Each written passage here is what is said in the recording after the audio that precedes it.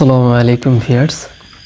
তো আজকে চলে আসছি একটি নতুন ভিডিও নিয়ে।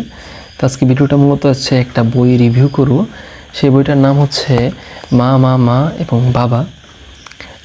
সম্পাদনা করেছেন আলিফ আজাদ এবং শায়রি সম্পাদনা করেছেন শেখ আহমদুল্লাহ। তো এই বইটা নিয়ে আমি কিছু কথা বলবো আজকে। তো এই বইটা মূলত যদি কথা বলি, এই বইটার প্রতিটা গল্প আমি পরে রিভিউটা দিচ্ছি। এই বইয়ের প্রতিটা গল্প এতটা হৃদয়গ্রাহী যা বলার মতো না। প্রতিটা গল্প পড়ে আমি কান্না করেছি। সেই জন্য আপনাদেরকে বইয়ের সাজেস্ট করতেছি, আমি রিভিউ করতেছি। আশা করি সকলে ভালো লাগবে। চলেন শুরু করা যাক।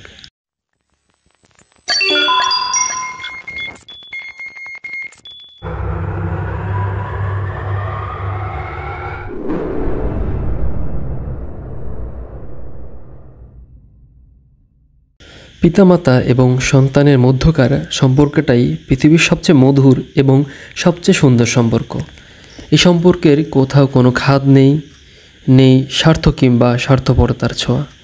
মায়া, মমতা, আদর, যত্ন এবং নিখাত ভালোবাসার এক অদ্ভুত চক্রে আবর্তিত এই সম্পর্কের প্রতিটি মুহূর্ত, আমাদের জন্ম, বেড়ে ওঠা, শৈশব এবং কৈশোরের গল্পে, আমাদের যুবক হয়ে ওঠার চিত্রপটে তারাই থাকেন মূল ভূমিকায়। অথচ নিয়তির নির্মম পরিহাসে আমাদের জীবনের সেই মহানায়ক আর মহানায়িকা, যারা নিজেদের সবটুকু ঢেলে দিয়ে আমাদের আগলে রাখেন, আমাদের মানুষ করেন, তাদেরকে আমরা আস্থা করে ছুঁড়ে ফেলি, পরিত্যক্ত জঞ্জালের ন্যায় ভাগারে নিক্ষেপ করি। এমন সব কঠিনপ্রাণ সন্তান যারা দুনিয়ার লোভ আর মোহে পড়ে বাবা মাকে ভুলে যায় তাদের অবদান, ত্যাগ আর তিতিক্ষার গল্প। কেমন হয় তাদের পরিণতি?